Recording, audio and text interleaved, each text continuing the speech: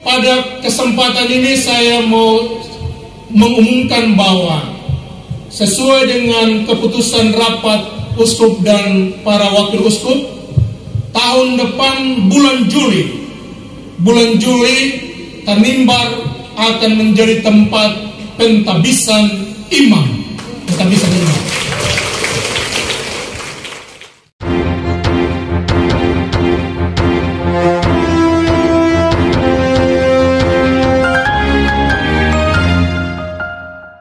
Kasih pasti lemah lembut,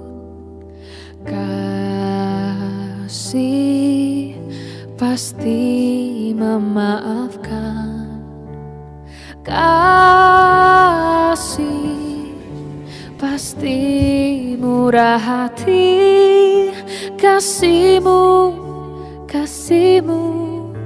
Tuhan. Izinkan saya menyampaikan ucapan selamat datang kepada Yang Mulia Uskup Yosis Amboina, Monsinyur Senomutra di Kabupaten Kepulauan Tanimbar, yang selain untuk memberkatkan gedung pastoran paroki Santo Matias Somlaki, tetapi juga karena ingin melihat langsung perkembangan umat Katolik di Tanimbar. Kiranya Tuhan Sang Pemberi Hidup senantiasa memberkati Bapak Uskup dalam tugas pelayanan dan pengembalaan. Yang Mulia Bapak Uskup, Bapak Ibu serta hadirin yang saya hormati, Pastoran Santo Matias Somlaki merupakan salah satu bangunan yang menjadi saksi bisu sejarah pelayanan kekatolikan di bumi Duan Lolat. Umat secara silih berganti datang bertemu dan berkonsultasi dengan imam di tempat ini untuk saling berbagi cerita dan juga berbagi suka duka dalam pelayanan bergereja. Di tempat ini juga para dewan gereja berkumpul, melakukan pertemuan, berkoordinasi dengan pastor paroki guna membahas perkembangan umat dan gereja. Seiring dengan dinamika pelayanan, maka gedung ini harus dirobohkan dan diganti dengan bangunan yang representatif bagi para imam. Tadi telah disampaikan oleh Ketua Panitia Pembangunan Pastoran. Perjalanan yang sangat berat untuk menyelesaikan pembangunan gedung ini sejak peletakan batu pertama di tahun 2018 yang kurang lebih 5 tahun dapat dilalui hingga atas perkenan Tuhan, hari ini gedung pastoran paroki Santo Matias Somlaki dapat diresmikan dan diberkati. Untuk itu atas nama pemerintah daerah, saya mengucapkan selamat atas diresmikan dan diberkatinya gedung pastoran paroki Santo Matias Somlaki. Gedung ini ke depan tentu akan sangat besar manfaatnya, terutama dalam misi pelayanan gereja yang terus berkembang maju seiring perkembangan dan tuntutan zaman.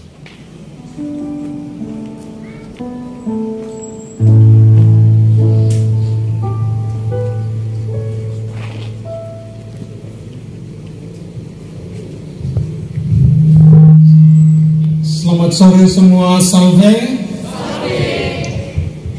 Senang bahwa bisa sore hari ini bertemu kembali dengan umat di Kepulauan Tanimbar ini.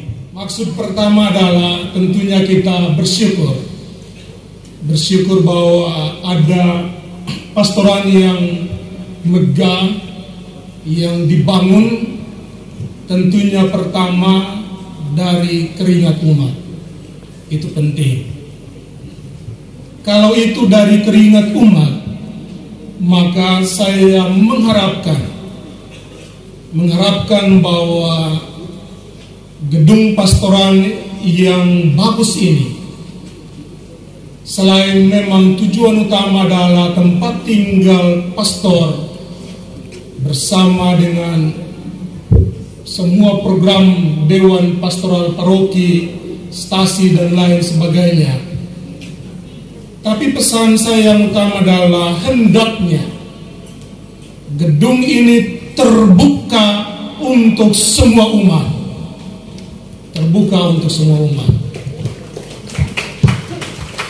Maksud saya adalah kadang gedung-gedung pastoran seperti ini, selain tuannya adalah pastor, tapi dewan pastoral biasa mereka menjadikan diri sebagai tuan yang lebih besar lagi. Karena itu kadang melarang anak-anak masuk, orang muda masuk, semboleh. Jadi semua umat siapapun dia harus bisa datang di sini tentunya dengan tata krama, dengan sopan santun dan lain sebagainya. Karena terkadang tante-tante kalau ibu-ibu dong soal di sini, maka OMK anak-anak susah bisa injak kaki di sini. Semboleh. Jadi ini rumah pastor terbuka untuk semua umat. Ini penting karena saya pengalaman di mana-mana biasa kadang pastoran itu dia terlarang bagi OMK, apalagi yang cewek-cewek nanti ada tergoda dan menggoda, bahaya lagi. Jadi saya harap bahwa pertama rumah pastoran seperti ini harus terbuka untuk semua umat, siapapun dia. Karena pastor tinggal di sini dan itu siapa saja harus datang berkonsultasi dengan pastor. Yang penting jangan datang di atas jam 12 malam, nanti dikira vampir. Tapi itu maksud saya yang pertama. Kedua, dengan biaya yang sebesar ini, tentunya kita umat berbangga bahwa ini dibangun dari umat dan juga untuk umat. Tapi memang ini kesan pribadi.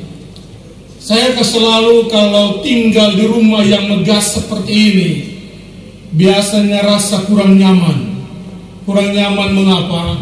Bukan karena umat salah untuk membangun sebuah rumah yang megah. Tapi dalam perjalanan hampir 11 bulan saya menjadi uskup, terutama di daerah-daerah pinggiran, paroki-paroki yang paling jauh, kadang mereka punya gereja saja tidak ada, apalagi pastoral. Dengan 3 miliar seperti ini, kalau di daerah pinggiran Buru, Seram dan lain sebagainya, saya sudah bisa bangun 6 gereja ini. 6 gereja dengan 500 juta sudah cukup. Tapi sekali lagi tidak ada yang mau saya katakan adalah sekarang gereja sudah megah, pastoran juga sudah megah, maka saya berharap bahwa paroki ini harus menjadi paroki yang bersifat misioner,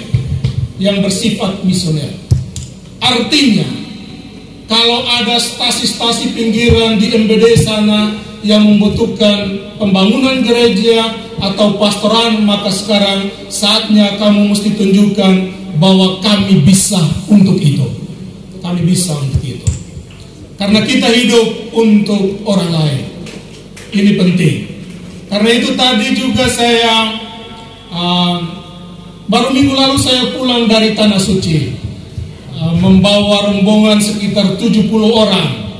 Dan syukur bahwa dalam peristiwa kunjungan itu ada satu orang mantan atlet terkenal di Indonesia zaman 70-an, Bapak Lim Soking, diminta diberi untuk dibaptis di Sungai Yordan, dan saya langsung baptis beliau di sana dengan nama Yohanes. Tapi yang mau saya katakan, selama di Tanah Suci hampir 2 minggu, saya tidak di tempat-tempat suci itu, saya tidak buat satu permohonan pun.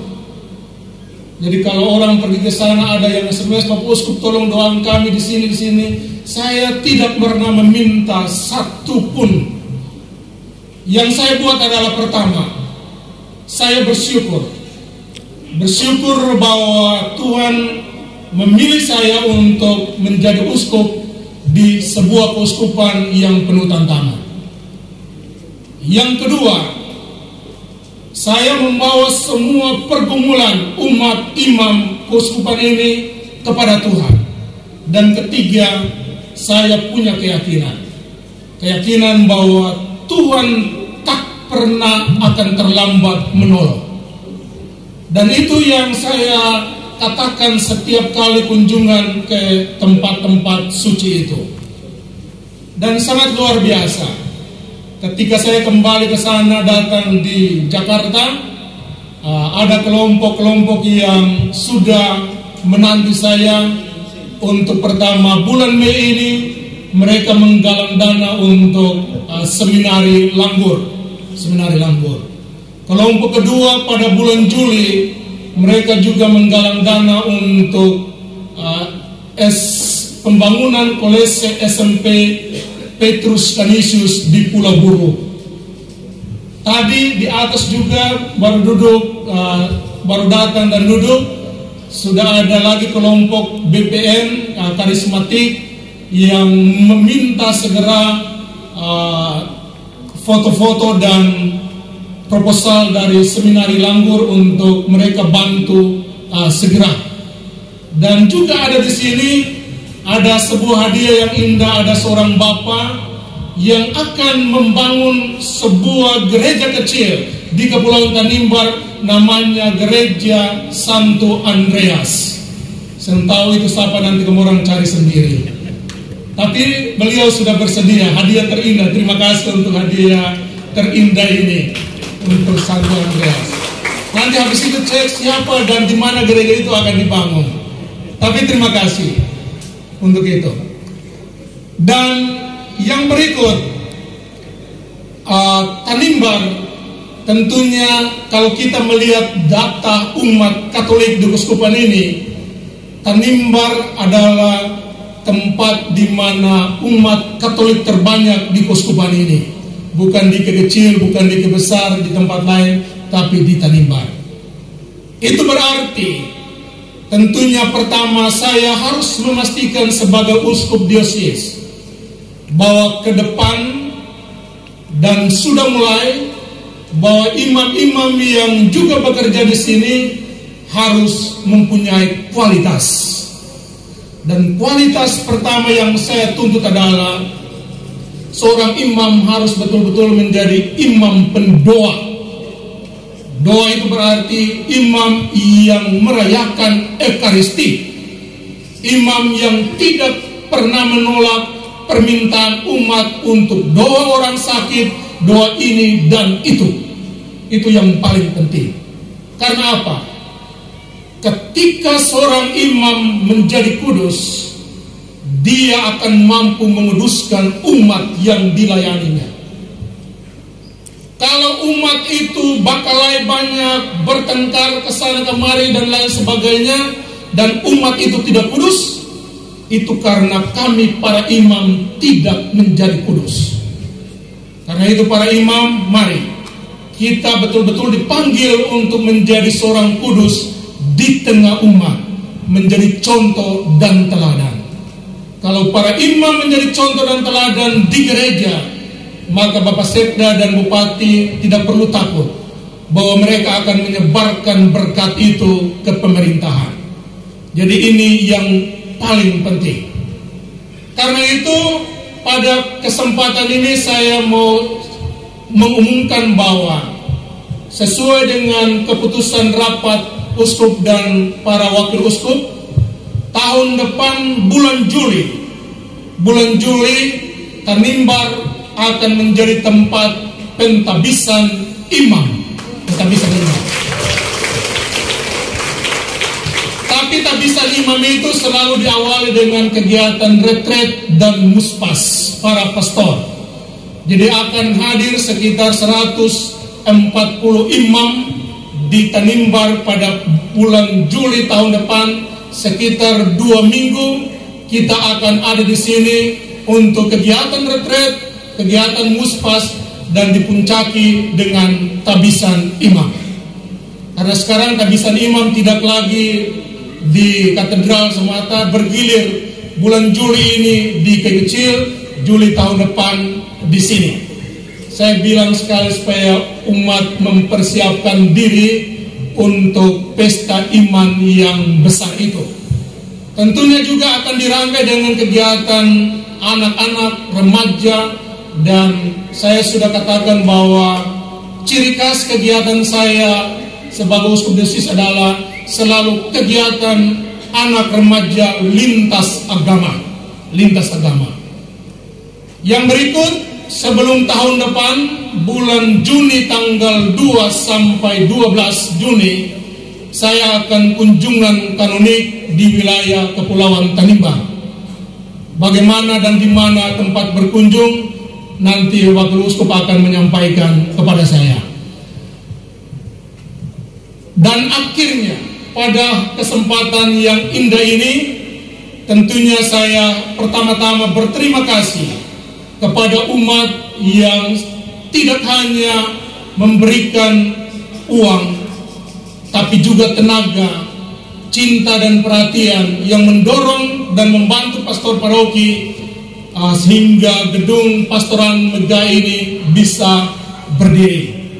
Terima kasih juga untuk semua pihak termasuk Pemda Kabupaten Kepulauan Tanimbar yang dengan cara yang istimewa telah membantu untuk pembangunan gedung pastoran ini dan semua donatur saja yang lain.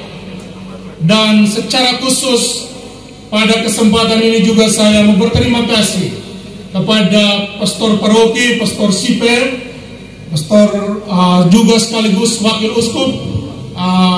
Walaupun dia memang akan pindah, tapi ini satu pelajaran terbaik yang beliau berikan kepada para imam adalah mempersiapkan yang terbaik untuk para penggantinya.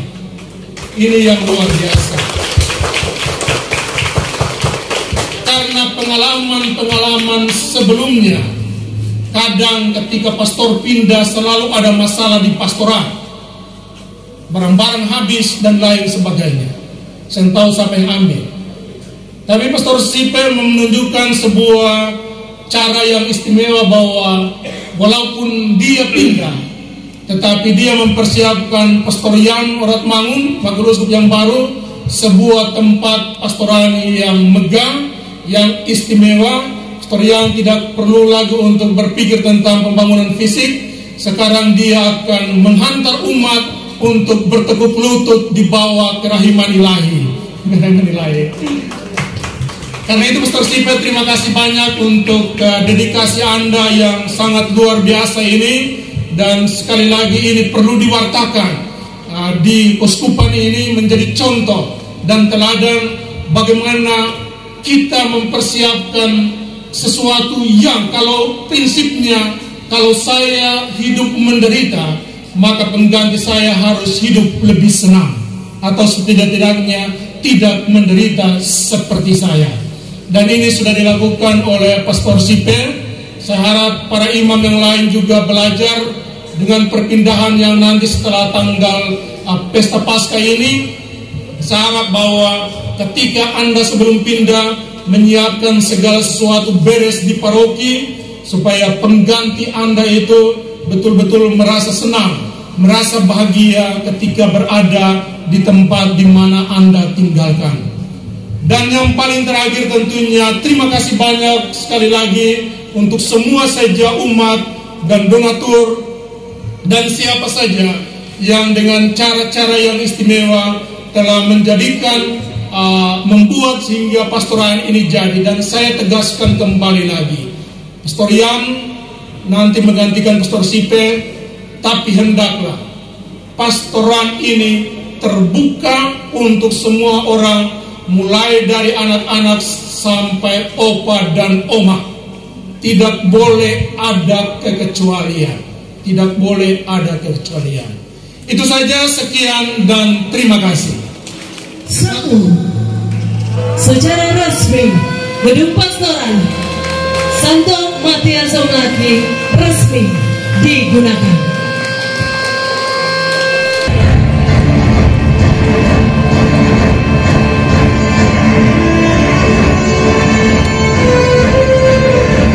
Sekali lagi Bapak Ibu yang kami hormati dan berikan tepuk tangan yang meriah. 4 tahun 8 bulan kita menanti untuk meresmikan gedung pastoran Somlaki.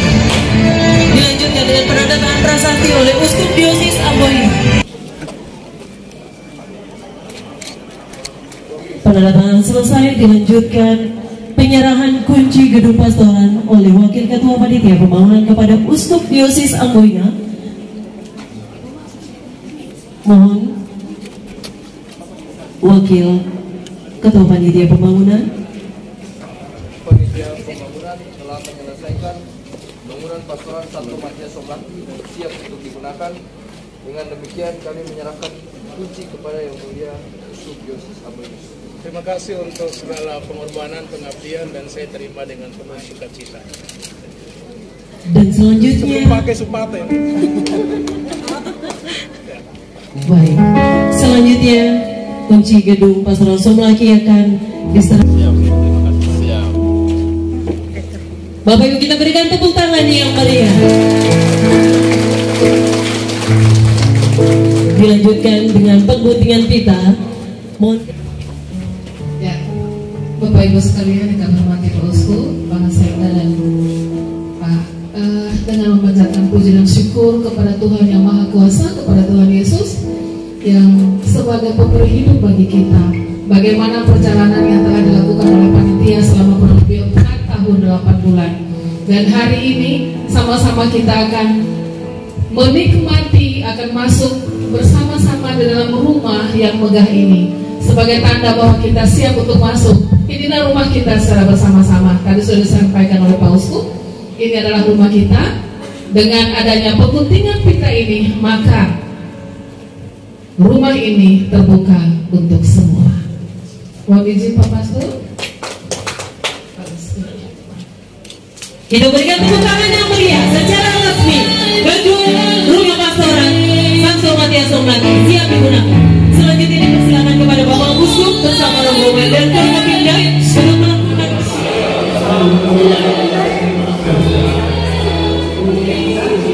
Ini ketemu diskusi nanti pagar semua. Saya nanti ada pastor yang stres di sana. Jadi baru selesai ya. Selesaikan ini nanti diperkiras. Apa ini kita bisa parkir terbuka, boleh, tapi nanti dibuat menutup sini. Jadi kita pakai